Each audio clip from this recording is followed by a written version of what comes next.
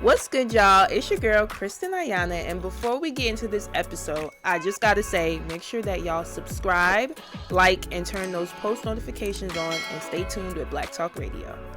Welcome to Black Talk Radio, hosted by Kristen Ayana. Listen as we discuss the latest in Black culture, Black news, and Black entertainment. What's good, y'all? It's your girl, Kristen Ayana, and welcome back to Black Talk Radio, where we discuss the latest in Black culture, news, and entertainment. Now, I'm very excited because we got a special guest in the building. Who do I have with me today? Roxstar. Thank you so much for coming all the way up here. Thank you for having me. Like I was saying before we started, I don't really get like a lot of dancehall artists, so I'm really excited to talk to you today, learn about you and your journey. Absolutely. So for those who may or may not know, can you just tell us a little bit about yourself and of course like what made you start getting into music? All right, so I go by the name of Roxstar, representing Jamaica, born and raised in Manhattan, Harlem, to be specific. I spent a little bit of time in Jamaica as well, going to school. Okay. I've always had the love for music and art from a tender age. It started about 7 years old. My first love was theater, acting, dance, and then music came on later on in my lifetime, probably like a preteen. I used to play around with it, you know what I mean? Freestyle during lunch periods, stuff like that. And then when I became of age, you know what I mean, big man age, one day I was with my friends and I was just freestyling, and my friend them looked at me and said, "Yo, bro, what you do? Like, that's what you're supposed to be doing." And that was 2018, 2019. I never looked back. I love that though. I am now, yeah. I love that you like stayed consistent through all of that because Absolutely. like being an artist is definitely not an easy thing to do, and for it's sure, not it's like not. an easy career. So what do you say like has inspired you from that year till now to just keep going no matter what? I definitely say, aside from like my family, like my own family, like my daughters and stuff, I definitely say like my team kind of like inspired me to even go harder, because at times I feel like they believe in me more than I believe in myself. So when you have somebody who's dedicated and willing to want to see you prosper, Right. it's like, how can you not be motivated or inspired by that? Yeah. You know what I'm saying? So it's definitely, my team is a big inspiration, and then also the reception of what I've been getting organically. Okay. You get what I'm saying? Like, I've made great connections, many connections and stuff like that since I've been in the music industry. So yeah. I definitely love say that. that, yeah. How was your team formed? Like how did you come in contact with them, or like how was that relationship connected? So I hired a publicist when I released my first single at a company, and when I was working with her, she had an intern at the time. Okay. And that intern and I became close. So that intern ended up taking my campaign. Okay, got it. Which is here with me now. Her name is Roxy. Shout out Roxy. So that's how she started. Now, my other friend, his name is Patrick, or we call him Pops. He's always been involved in the music, and ever since I showed him my first song that I want to do, he's like, "Yo, listen, I'm gonna stick with you. This is what we're gonna do." I love that. So we found an engineer after that. Okay. Right? And then after we found an engineer, then we found another engineer after that. So pretty much the team just got built organically. Okay. You know what I'm saying? So my team is pretty structured. Roxy, Pops, Marley, then I have my stylist. You know what I mean? So it's like 6 people that I've been working with for the past I'll say 4 to 5 years. That's good. Yeah, consistently. That's good. That's great. You know what I mean? So, yeah. I mean, I'm blessed. It's honored because a lot of independent artists don't have exactly a lot of people behind them. Like, look, my PR call out at work. You get me? I said the day I was right now. Sorry. They now watch. But if you now watch, they'll feel good cause. Right. So, you know what I mean? Even Pops, he gets upset if I don't tell him that I'm going to the studio and he's not there. You know what I'm saying? So those little things, it's you know? Right, like they really support you. They really believe in your vision. Really believe in my vision. Like this, they be on me more than I be on myself at times. That's good though, because I think, as an independent artist, you do want people on your team that's like really genuine and like really want you to win, especially in the music industry. Cause no man is an island. Yeah, you can't get anything in this world without somebody being a helping hand. Exactly. So I mean, money could buy happiness, but at the same time, you know what I mean? Yeah, still for need sure. it. So that's just really what it is. Yeah. My next question for you is, I want to talk, you mentioned how you were like born in New York, but like you spent time in Jamaica. Mm-hmm. So I want to ask you, what was that experience like? And of course, like, how do you feel like that has impacted your music? That definitely was a culture shock. Like big culture shock. Like I was migrated to Jamaica like after 9/11. Oh. I never forget that. I was like 9 years old. Mm-hmm. Twin Towers just dropped. Like, my dad's like, yo, you got to go to school in Jamaica. And because I was a troublesome child. Mm-hmm. And my parents felt that I needed discipline. Mm-hmm. So I was sent to live with my uncle and his family, Mm-hmm. which is his 2 kids and stuff. And it was a culture shock. When I got out there, like, I felt like it was like I was the foreigner. Right. So everybody want to pick on me, whatever the case may be. But I ain't gonna lie. My first day of school, Mattel beer like. I remember I told this girl that Romeo was my cousin. Little Romeo and beer fuckery. Excuse my language. You feel me? But that made me kind of like cool. Like, let them leave you alone. Yeah, they left me alone until them find out. Say I don't know none of those guys. You feel me? But it was cool. But it was a culture shock. It was a great experience. I spent 5 years there. Mm-hmm. I did like 4th grade all the way to like 8th grade. You know what I mean? So like, it was beautiful. Like, I've learned a lot, and I think it was something I needed. It helps me out a lot because I'm more in tune with my culture. Right. And I feel like if I didn't make that transition, I'd have been a lot much more Americanized than I am now. Mm-hmm. Make sense? Yeah. I love that. I think everything like happens for a reason. Certainly. And I think, you could see like the culture and the influence like in your music, of course. Absolutely. So I think all of that definitely panned out for a reason. Yeah. I don't regret it. I mean, I had some crazy times, but everything happened for a reason. Mm-hmm. I'm big on that. Yeah. You know what I mean? So when you came back to New York, how was that now? Did you feel... Everybody felt that I was mad Jamaican. You get what I'm saying? Right. I came back with a heavy accent. Just my perception on a lot of things were different in comparison to my friends. Mm-hmm. I was a lot much smarter than my friends because out there, Jamaica's ruled by a British colony, so everything's in the British school system. Correct. So when I came back like in the 8th grade. Mm-hmm. I remember math class, we was learning how to multiply fractions. I'm like, yo, we did that in like 5th grade when I was in Jamaica. Yeah. So coming back as far as school-wise and friends and stuff like that, like I was like the guy that everybody wanted to be around. Mm-hmm. But then after a while, it didn't take none more than probably a year before I Americanized again. You get what I'm saying? So it was, Yeah. It was a process.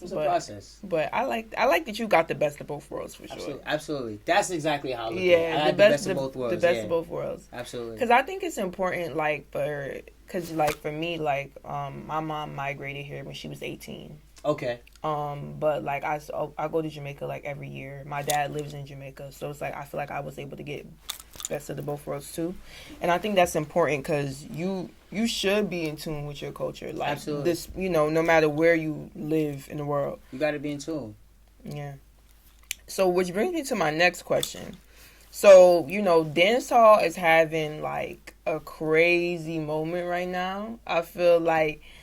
Yeah, like we're really back. Like we're really back. I know why too. And I just think it's just so like it feels so good. It feels so amazing. So what would you say is like your favorite thing about just the dancehall scene right now? I just like the fact that dancehall is getting this respect that's lost over the years. Right. I feel like I don't want to. Alright, I'm gonna just say it. Yeah, go Vybz ahead. Kartel Yeah, brought back dancehall he to a did. level where it hasn't been seen since the 90s, Right. early 2000s, when like Bounty Killer and Shabba Ranks crossovered Right. and made like Beanie Man, all these guys made Elephant Man. Like, it's coming back to that stage again. And I thank him for that, because that seeks more opportunities for a lot of dancehall artists. Yeah. You know what I mean? The upcoming, the ones that are out there as well. So, I mean, I'm glad, because one time I feel like Afrobeat was like thank you. I feel so seen right now. I feel so seen right now. Right now, the Afrobeat man in my look and I said, John no star. Yo, like, look what I do. You know what I mean? So it's beautiful. You know what I mean? It's great, and I just hope it's not a phase. Right. And this is something that keeps going. And I feel like it is, because the greats are getting their passport, their visas and so forth, so that they can have the privilege of performing here. So even like Popcorn and so forth. Like, I'm waiting on him. You know what I'm saying? Like, look how long Popcorn I wait for him visa. Yeah. You know what I mean? So yeah. It's a good moment. It's about to turn up. You're gonna see a lot more collaborations. I mean, you see a few of them do it, like Skilly Bang. Mm-hmm. A few. Valiant got Rihanna on his EP.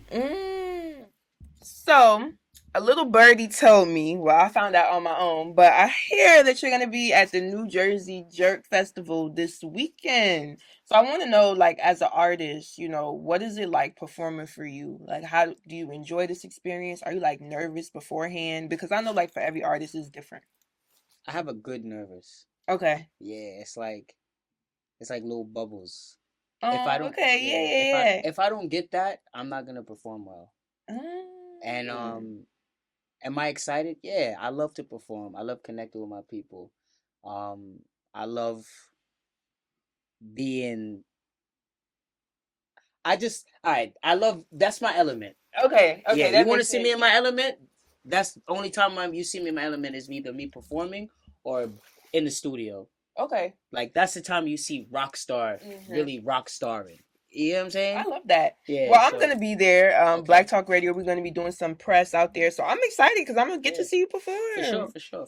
Yeah. I can't wait to see that. I think this is gonna be like my first festival. Well, no, this is like my second festival. This like summer. So I'm excited. It's my first time covering it, so I'm excited to see like all the different acts and stuff. It's gonna be beautiful. This is my first time doing it in New Jersey. Mm-hmm. I've done it in Miami. Okay. I've done it in Orlando. How was Miami? Miami was lit. That was my first one. Miami was my first one. I feel like Miami is literally so Jamaican. It don't make no sense. Miami, the best one. My best one would be Orlando. Oh, really? Yeah, that was the best one as far as reception. Okay. Like the way how they treated me, like just everything in general. I felt like it was my show. I love that. That's how I felt. They had great hospitality. Very great hospitality. Yeah, I felt like it was all about me. Yeah. I love another thing too. Like, I love how we're seeing more like dancehall artists performing now. Okay. And we kind of just touched based on that before, because I did see Cartel at Barclays. How'd you like that? That changed me. Like, for real? I'm not gonna lie, because being like a journalist, I normally don't pay for concerts. Like, I normally get passes, whatever. But for Cartel, like, me and my sister, I said, yo, I'm not even doing none of that. I'm buying my ticket. Like, I'm gonna pay, I'm gonna go, and I'm gonna just have a good time. And I tell you, it was so good. Like, the energy felt crazy. Did you go to the first one or the second one? I went to the second one. Yeah, I heard the second one was really a show. Yeah, because in comparison to the first one, he brought out so many people. Like, I was shocked. Neo for that one. Yeah, that shocked me. But it just to feel the energy in the room was crazy. Because when you really think about it, like, yo, he really free. Yeah, you're right. You're absolutely right. And I like that he really like, he has a new look on life. Yeah, and you could see new that perception. Yeah, and you could see that. Yeah, like, he really got out, and like he said, I would never like stop preaching about God. Like, I made that promise, so it just felt good. Like, it was a great show. I really enjoyed myself. Yeah, I was kind of disappointed that I missed that. But I he really hasn't. wanted to go. He has other shows coming up for sure. Yeah, yeah, yeah, he So gonna spin back. yeah, I'm sure you could catch something. I don't know. I think Labor Day Yeah, he might do a little something yeah, something. that seems possible. Might be all of them. Beanie Man, all of them. That'd be dope. Right, right, right. Another thing too in dancehall that I think is like really moving the culture is like the older generation is like uplifting the younger generation. Absolutely, And I think that's what we need in music overall. absolutely. The I would say that the younger generation is giving respect to Mm-hmm. the older generation, so it's working hand in hand because we gotta learn from we learn from each other. Right. You know what I mean? So and also, I mean, when it's your time, it's your time. Right. You get what I'm saying? Like, so I feel like the older generation is seeing that the younger generation is really trying to make an impact, Mm-hmm. but the older generation is really putting us out there. Like, I don't know if you noticed, like everywhere Cartel goes, when like on all these big platforms, Drink Champs and all of that, he speaks about He does. upcoming He artists. Like, does. you He get what I'm saying? does. He Like, and does. he mentions this like he's like, you guys should check these guys out. Da da da Right. da. You know what I mean? And some of these guys he's talking about don't even have a visa. Right. But the fact that he's doing that, you know what I mean? It's big. You know what I mean? So it's It's amazing. appreciated. And even when you think about like just being Jamaican or like Jamaican culture, it's like wow, like Jamaica is really a small island, but the impact is like crazy. Oh yeah, they're everywhere, Like everywhere. it's beautiful. I just love it. You could listen, y'all could probably tell I don't get a lot of Jamaicans up here because I'm having a good old time today.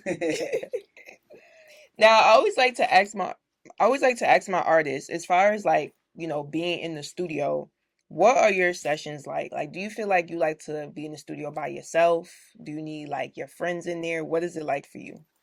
My sessions are always the same. It's me, Pops, the engineer. I might have a guest, Mm-hmm. but I like my sessions to be focused. Okay. I don't want nobody around me that's gonna distract me from doing what I'm doing because Yeah. it's time that you pay for and I'm trying to get something done. So it's not a play thing. We Right. still have fun with it, Of course. but we have fun being focused at the same Yeah. time. So, for me, I like to always have a little bottle of tequila. Okay, I like tequila too. That's a must.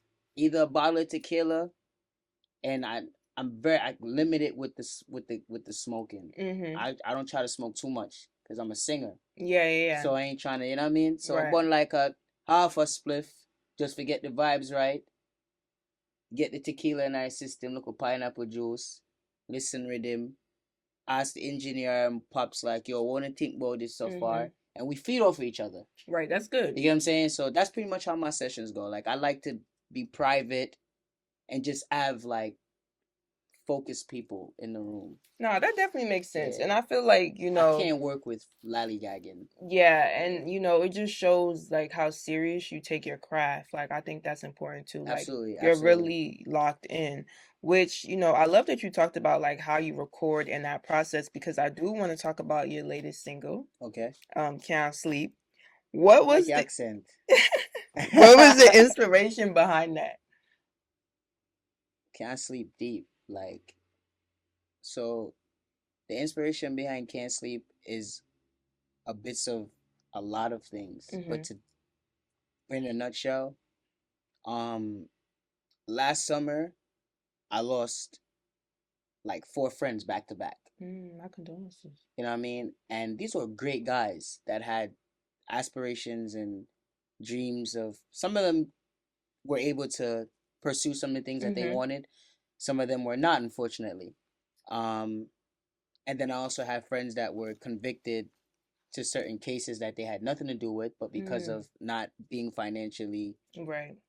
suitable to get certain things done, the law was left not on their side. Yeah. And then just a mixture of different things. So it's like what really hit me hard is that I have a friend, his mother passed away Mhm. like 4 or 5 years ago, and he's never been the same again. Mm. You get what I'm saying? Like schizophrenic, like Oh my God. he couldn't grieve from it. Yeah, yeah, yeah.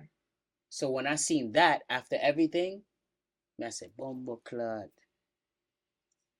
This thing real, bro. So this song is dedicated to the world. Right. Because some people find it hard to move forward when Okay. losing someone and keeping the focus from their dreams. So the song it says two sides of it. Yeah. It's one like, I'm mourning, Right. I miss you, I wish it didn't happen to you, and one side's like, I miss you, I wish this didn't happen, but life still goes on. You get what I'm saying? Yeah. So that's where the inspiration came from. Nah, I love that though. And I think too, like, it's important for artists to be vulnerable on their music and Absolutely. like and highlight things like this, because I feel like for like, you know, like in the Black community and, you know, especially for men, like vulnerability or like mental health, like emotions isn't really talked about enough. So I'm glad that you were able to like portray that on this track, because I definitely think it's something that's needed. I could say this to you.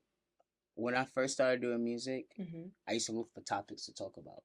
And I found it hard to write whenever I tried to find a topic. And then one day, a producer said to me, he was like, bro, why don't you just sing about what you know? And I was like, what you mean by that? And he was like, sing about what you know, like, or what, however. And ever since then, I found it a lot much more easier for me. Right.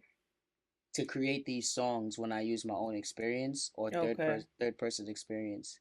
If it ain't coming from me or a story or something I can relate to, I'm not gonna sing it.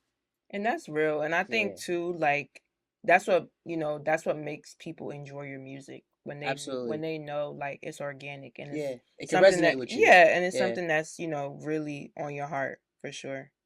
I love that. So my final question for you now, I really enjoyed our conversation. If you could leave, your supporters with one thing to remember about you, what would it be and why? Jano. This always gets people. Because there's a lot of things I want you to remember me for. But if there's one thing that I leave it on, like, I want you to remember that I never stop trying. So all if it not get to the big idea of what you may perceive my career to be. Right.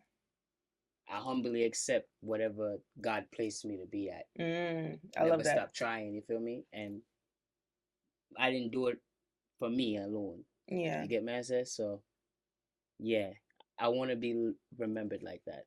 I love that. And I think it also shows like the intentionality behind your journey. Yeah, for sure. So I think that's real. I think that's authentic. And I just want to say thank you so much for chatting with me. And of course, we're wishing you nothing but the best. Thank you for having me. It was a great pleasure being here.